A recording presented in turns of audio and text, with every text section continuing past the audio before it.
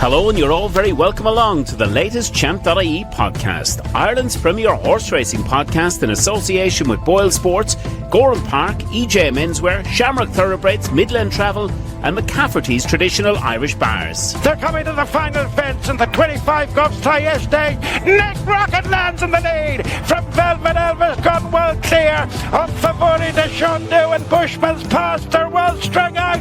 Nick Rocket on the stand side for win number 10 in the race for Willie Mullins. Enter our Champ.ie headline competition in association with Midland Travel, where you could win a trip for two to the Cheltenham Festival 2026. For a chance to win, simply subscribe to the Champ.ie podcast on YouTube if you haven't already, and scan the QR code to enter your competition details today. We look forward to discussing your weekly #5cast selections in the comment section below.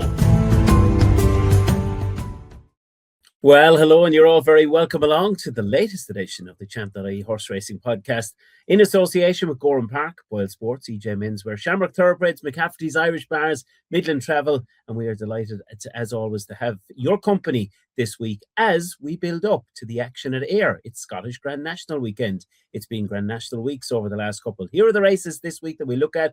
We look at the 110 at Ayr on Saturday, the Brand Handicap Chase. We also look at the Novice Champion Handicap 145 on Saturday, the Scottish Champion Hurdle, the Mayor's Handicap Hurdle, and the big one itself, the 4 mile Scottish Grand National, due off at 3:35 on Saturday. As always, Barry Doyle will be with me to preview all 5 races ahead of Ayr this weekend. But before we go on, we have a very special guest this week in Derek Fox, and let's hear just a little from Derek and what's coming up later in his interview. Straight On is one I'm really looking forward to, even into next season. I think he hadn't had a very clean run through, but he's just one of those with a very, hopefully as it does, a very natural ability and a high cruising speed, and a horse will stay very well in the future as well. And he's just like a horse that could just keep progressing on. And yes, looking forward to hearing Derek Fox in full as he's got a big weekend ahead. And Barry, looking forward to another action-packed show. But I suppose before we kick off, it was just another nap last weekend for you as you continue the absolute brilliant role with brighter days ahead. And wasn't she superb at entry last week for Gordon Elliott? Yeah, certainly was, Dave. Look, I thought it was a match between the two, the New Lion and Brighter Days Ahead. And to be fair, she was getting the allowance. I mean, she was £6 well in, as we said, on official ratings. And I suppose given the fact that she was getting wet up and trip, it was nice to see Gordon, I suppose, have a great entry festival as well, Dave. Look, lots has been spoken about Cheltenham, etc. But to bang in a couple of grade ones at entry was big for Gordon. And still in the mix, I suppose, mathematically, when it comes to the Irish Trainers' Championship. Look forward to discussing all things Punchestown, of course, on episode number 33, I do believe, Dave, of the podcast for the season. But yeah, on a little bit of a roll, I suppose, Dave. Let's try keep it going with the naps heading in towards Ayr, Dave. And yeah, we look forward to hearing from Derek Fox later on in the show as well. But a good week, and not as many trucks coming from Close Sutton this year up in Scotland. No, not as many, and I'm sure there'll be many thankful of that as well. Right, we kick it all off with the opening race we're going to look at. It's the 110 on Saturday, and I suppose what's significant here, Barry, is that Gavin Cromwell, his only entry of the weekend at Ayr, is entered in this handicap chase. Yeah, I thought she was an interesting runner, Dave. Lenez Crew, 6-1 is available, Dave. And look, if she did line up here, she'd be carrying a feather weight. I thought she was really interesting. On her French form, Dave, she's been handed a UK mark of 132, which I thought was, really, really fair. If you look at her French form and penultimate run at outside, we haven't seen her, I suppose, since the turn of the year, and she's been given time to adjust. But I like that run and penultimate start in outside. She's 2 from 4 over fences. She jumped brilliant over the 2 mile one and penultimate start in outside. That was on heavy ground, but I like the way how she jumped throughout the race. A lovely way of going, this mare. She's a daughter of no risk at all. She's only 5. So you'd have to think there's more improvement to come. I love the way she picked up off the back of the last. She went away to win by 12 lengths going away. I liked how she hit the line. And I suppose the form of that run got a bit of a boost with the second on that occasion. 12 lengths second, went on to win a grade 3 over fences by 6 lengths. So the form couldn't be working out any better, Dave. She's going to be carrying a featherweight here. The race itself, look, Palacio, I thought off 132. How much wiggle room did he have off that? I'm not entirely sure. Sam Brew, it'd be a pretty quick turnaround from finishing third at entry. If he turns out again. I thought he was opposable. And Trapain Law, will there be enough rain between now and Saturday for him? So the race looks winnable. Rob Corr obviously picked this mare up at Lenez Crew for 320k. So, a fair lofty, I suppose, price tag, Dave. And I think she could be smart and a nice recruit for Gavin Cromwell. So if she lines up here, very, very interesting. 6-1 available. Lenez Crew in the opening contest. That was more than fair, I thought. Right, well, we move on to the second race we're going to look at. It's the 145 at Ayr. It's the 3-mile Novices Champion Handicap Chase. And as we record, I suppose the big question is, are we likely to see Quebecois here? Because that's also entered in the Scottish Grand National. Yeah, well, Dave, I don't think Quebecois is a 3-miler. And I don't think he'd stay 4 mile in a horse box, to be honest. So I think this definitely of the two races, I know Connections like their winners up in Ayr, and obviously they target this meeting every year. He has 2 in here, possibly Calafé Alval as well. I just think Quebecois would probably be better, would probably have a better chance in this race. Look, Johnny Hu went on to Frank the Ultima form, didn't he, in the Grand National last week? So he would have a chance. He'd have a big weight to carry. Does he really stay at 3 miles, Quebecois? The jury's out for me. Look, if he didn't line up and he goes for the Scottish National, there's an interesting runner. You have to wait until Dex to play this one, Dave. But if it did sneak in, it probably would be running from out of the handicap, 1 or 2 pounds out of the handicap. The horse is called King Calafé for Emma Lavelle. Dave, he's a big raw and furnished son of Calafé. Loved how he won at Newbury on his most recent start. And look, he's only had 6 runs. He's an unexposed 7-year-olds for Emma Lavelle. And I thought the step up and trip, Dave, to 2 miles really suited King Calafé. He'll have no weight at all. Harry Cobden was on board last time, and he only needed 1 flick to go on away and win his race. I thought he won snug at the line, and 113, Dave. I'd say he's a nice bit better than that. So I would play him each way. He's 16-1. He'd probably be shorter, Dave, if he's declared. But yeah, King Calafé, wait till Dex, but he's interesting. Right, we move on to race 3, which of course is the Scottish Champion Hurdle. It's over 2 miles. It's a grade 2. The Skeltons, what a week they had at Aintree last weekend with so many great winners. They've got the current favourite, but Tom Lacey's Gibbs Island, Barry, you've got a good case to make for this horse in the Scottish Champion on Saturday. Yeah, it's a really competitive race, obviously, Dave. But Gibbs Island, I just think Tom Lacey has been minding this horse all season. Now, we saw Gibbs Island in the county hurdle last time out, and it was a really good run, to be fair, when finishing 7th. Held up, went off a massive price, 50-1. I didn't think Stan Shepherd was over hard on the horse whatsoever. Met a little bit of traffic trouble, and he was only beaten 6 lengths in the end in the county hurdle, and he's been dropped the pound to 133. I suppose start of the season he was rated 140, so he's been creeping down the weights.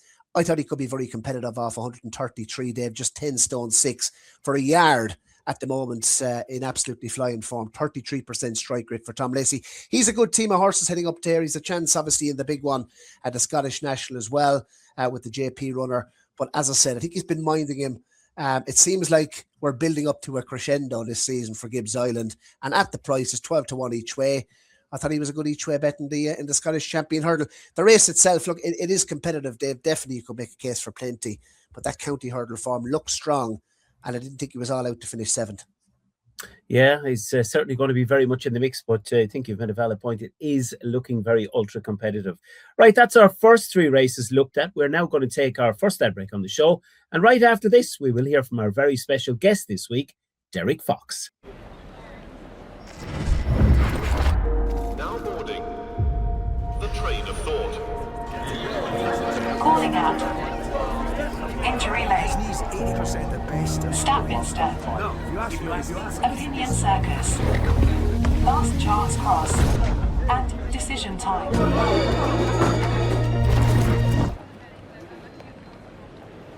Back yourself. Boyle Sports. What a weekend to look forward to. Obviously, you're jocked up on the favourite for the Scottish Grand National. Yeah, very excited. Definitely for King of Answers is obviously coming off the back of a nice run at Cheltenham, and really looking forward to him this weekend. You mentioned the Cheltenham run, Derek. A good second in the National Hunt Chase. Did he surprise you, I suppose, how well he ran in that contest? He went off a big price. Yeah, he'd won two novice chases beforehand around Kelso, and he'd ran very well in a good small field novice down at Windsor. He was 4 to 5 runners, but I thought he stayed on really well that day at Windsor, although he was outpaced for the middle part. So I was hoping that the extra 6 furlongs at Cheltenham, it was a 3 mile 6 chase, that would bring out more of his strong points. He is by Malnas and they all stay very well. So I was hopefully he'd be placed, and I was delighted then when he finished second. Just looking at the rating, look, he's got £3 without winning, but the form looks okay. And you mentioned the distance as well. I mean, he's out of a bob back mare as well, so you'd have to think the extreme trip at Ayr would really suit him. Yeah, exactly. He's a very good looking horse, but he's only he's not the tallest horse we have by any means. He's a nice size. He hasn't tremendous scope, so he has to be clever over his fences. If he's on a wrong stride, he has to take a short one type of thing. But he's jumped very well so far, and I think that extra experience that he got at Cheltenham will do him good in a big field on Saturday. What about the race itself? I mean, we saw Haughty Calor go on to win the Irish Grand National last season after running and winning in the National Hunt Chase. Would you be in any way concerned, I suppose? Did he have a hard race? Seemed to take you a lot of the way himself, didn't he? He did. The plan was to settle him in a wee bit and not to get. We thought they'd go quick in the National Hunt Chase, and they did. And so I was settling towards the back, but he came through. He definitely was very tired after the line. He was a wee bit wobbly, so I had to dismount him at the top of the track. But since he's come home, he couldn't have been any better. And every day you're taking him out, tacking him up in the stable and stuff, he'd kick you and kick the wall and stuff. And he's got a great wee attitude to him. And he's just a real positive little horse. He always goes around with a real busy wee walk on him, and he seems in great form. So I don't think it's taken too much out of him, and I think he's in great shape leading up there. Lucinda Russell, I suppose. Look, you've won 2 entry Grand Nationals, Derek, and it seems like every year we're talking about Lucinda targeting one for the Scottish Grand National. I mean, has this race been in your minds for a long time with this horse? I don't think so. I think it was one step at a time with him, really. As I say, he done well over hurdles last year, and he took the fences nicely. But as I say, he's not the scopiest horse ever in the world. So, it just took a run or two for him to probably show his best, and I see he's still improving. I think he's improved on again. Even his last run was probably his best run by a bit. And but he, as I say, he is by Malnas. Lucinda obviously trained the horse to win the Scottish National called Mighty Thunder, and he was a Malnas as well, and he actually wouldn't be unlike him to look at. 2 almost black horses, and similar size, about 16-1 apiece. This fella could be a wee bit handier than Mighty Thunder was, but I think it's an obvious enough race for him to go for, and one that'll probably suit him very well. Sounds like your guys are quite hopeful. Yeah, listen, exactly. It's a Scottish National, and I'm not expecting it to be an easy race to win, but things are in his favour anyway, and he's in great shape, so we're really looking forward to it. I suppose from your perspective, it's probably nice to see that Willie Mullins doesn't have 2 truckloads heading over this year. Exactly. Definitely won't do any harm not to see Willie over anyway with too many. Not as many as he had last year anyway, but so that's always a plus. This weekend, I suppose, outside of King of Answers, what horse are you most looking forward to seeing from the team up there? I suppose it has to be Stride On, really. He's really, listen, they're all hopefully going there with a good chance, and they're not just there to take part. But I think Stride On is one I'm really looking forward to, even into next season. I think he hadn't had a very clean run through, but he's just one of those with a very, hopefully, as it does, a very natural ability and a high cruising speed, and a horse will stay very well in the future as well. And he's just like a horse that could just keep progressing on. And I'm just one I'm looking forward to in general. So listen, hopefully all of them are going there with a chance, and as I said, they're not just taking part. But I think Stride On, apart from King of Answers, Stride On is one I always like to keep a close eye on at home. And just before we do let you go, Derek, just want to talk. Look, the last time you were on the podcast, for a horse to follow long term, you gave us Apple Away. Is there any horse in the yard, I suppose, long term, a young horse that you think could take the stable to some heights over the coming 12 to 24 months? Young horse maybe to follow even into next year. Yeah, funny you mention Apple Away. I think because she is coming back, and she will. I think she's going to run a Pert, and I think she's going to go for the French champion hurdle, which will be exciting. It'll be great. I've never ridden in France, so if she does manage to get over for the French champion hurdle, that'll definitely be exciting. So I'm looking forward to her going over there. But I think, as I said, there's Stride On, Triple Crowned Head are two very nice novices that we had this year over hurdles, but into the future going forward, I think King of Answers has to be one I'll be really looking forward to. I know he's has a very big day on Saturday, been a Scottish national, and that could be his Gold Cup, but he's still a novice and he still has a lot more to give, and he could be one not just to go very listen, see how he does on Saturday, and obviously that is a very big day, but even onwards from the Scottish National, he's one I would be keeping a close eye on. I think he's going to do good things again next year. I think there's more scope for improvement, and I think he'll do well in them staying chases, but Stride On and Triple Crowned Head over fences next year will be two I'd keep a close eye on as well. Yes, you're very welcome back, and brilliant to have Derek Fox. Great interview, Barry, and wishing him all the best for this weekend. Yes, and of course, all the lads down at EJ Menswear as well, Dave. He is a native to County Sligo, of course, and EJ knows Derek, so they'll all be rooting as well for Derek in the big Scottish Grand National. And Mighty Thunder, of course, took the race, I think it was 2021, for Lucinda Russell. And as I said already, Dave, Willie Mullins, not as many trucks heading over. It looks a more open race this year with less of a close-up interest. Absolutely right. Let's move on then with our next race that we're looking at. It's the 3 Mile Mares Handicap Hurdle. This is the 255 contest, Barry, at Ayr on Saturday.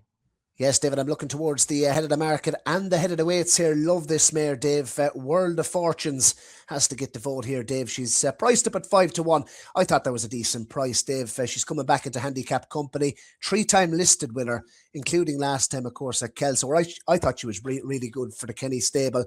Jordan Gainford, he struck up a great partnership with the mare, but she's just ultra consistent, isn't she? 7 wins, Dave, from 16 starts. And she's rarely out of the money. I suppose the only time she's been beaten really, Dave, is when she stepped up to Grade 1 and Grade 2 companies. So I just think back into a handicapper. She'll have a big weight to carry, but there's lots in her favour. She handles the boat. I mean, 2 really good runs this season. She won at Kelso and she ran brilliant at Doncaster.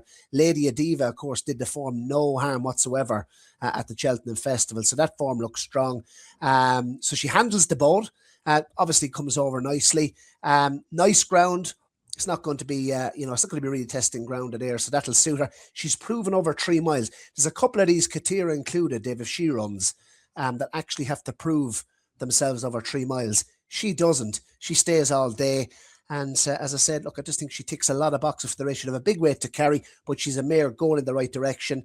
And I think there's a little bit maybe left off 137 in terms of a UK mark there. So World of Fortunes 5-1 each way. They have 5th of the odds. I mean, I think it's a bet to nothing. She's going to be in the picture.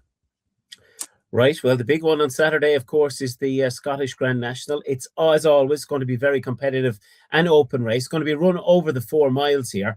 3:55. We've had a brilliant finish and a brilliant winner in the Irish Grand National, the English Grand National, the Welsh Grand National just on the 26th or 27th of December. We leave the final national to the Scots, and the 4 mile contest, Barry, is going to take plenty of getting.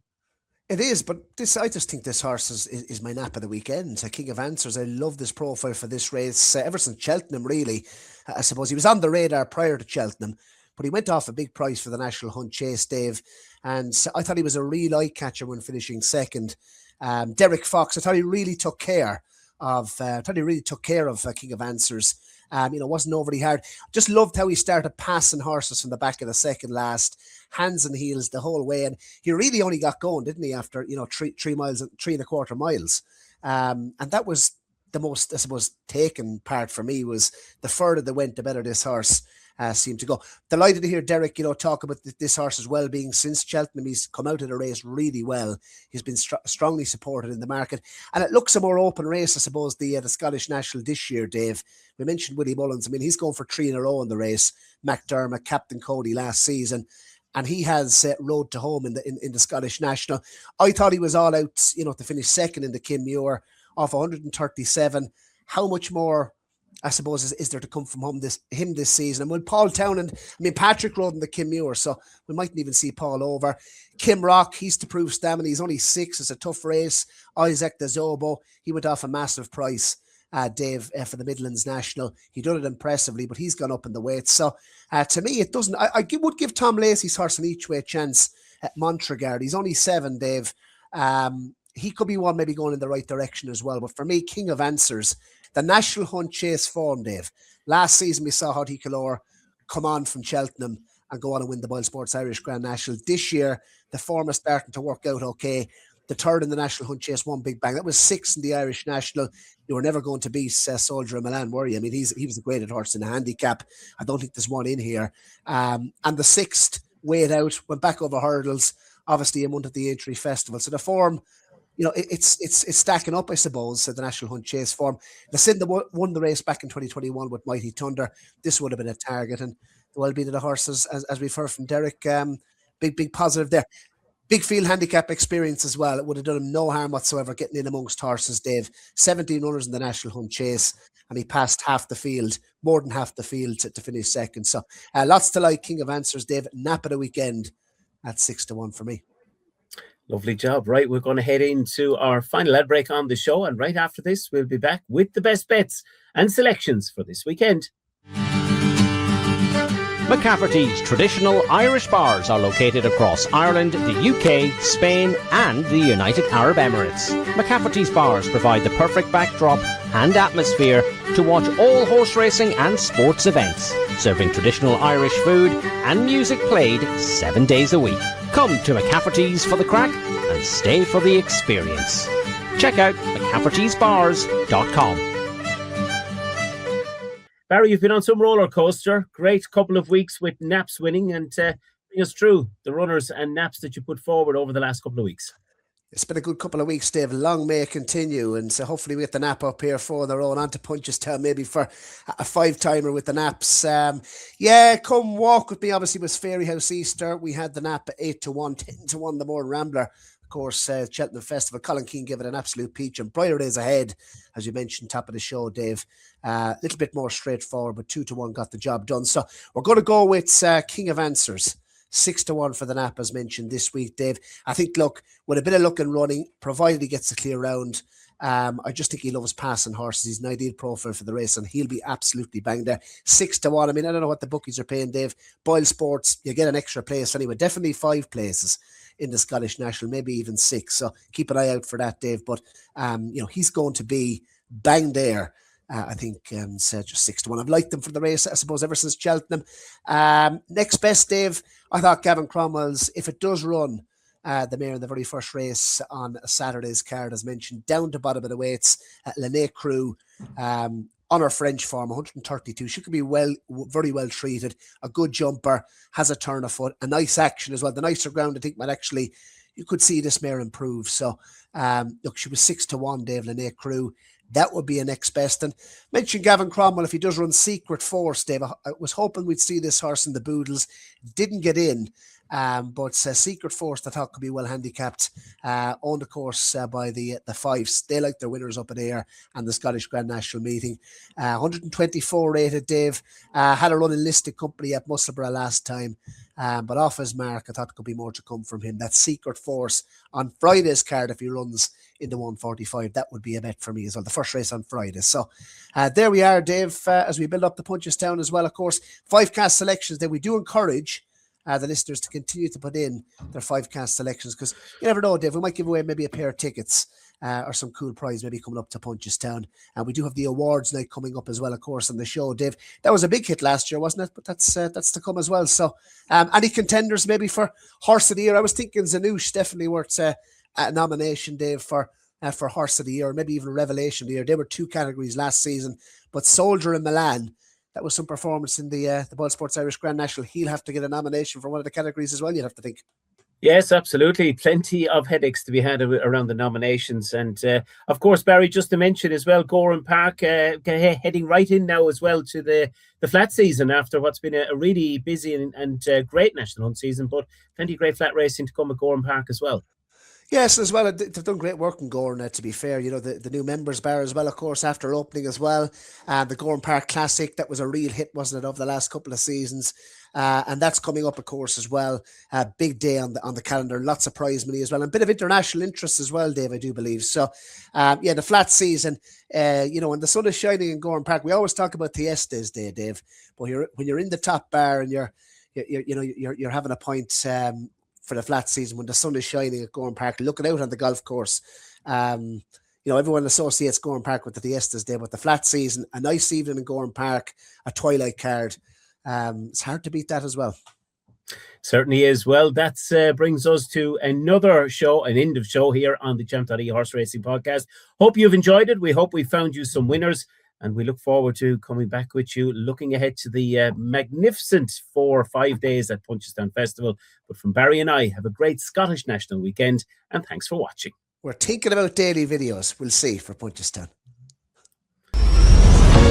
Midland Travel in Tullamore have been providing a full range of horse racing packages for over 20 years, catering for all types of budgets. And they're off. Stephen and the team at Midland Travel can help you realise your sporting travel dreams. Midland Travel are the only company in Ireland that runs coach and ferry packages from both Manchester United and Liverpool. Check out midlandtravel.ie or contact 057 932 6777 for more information.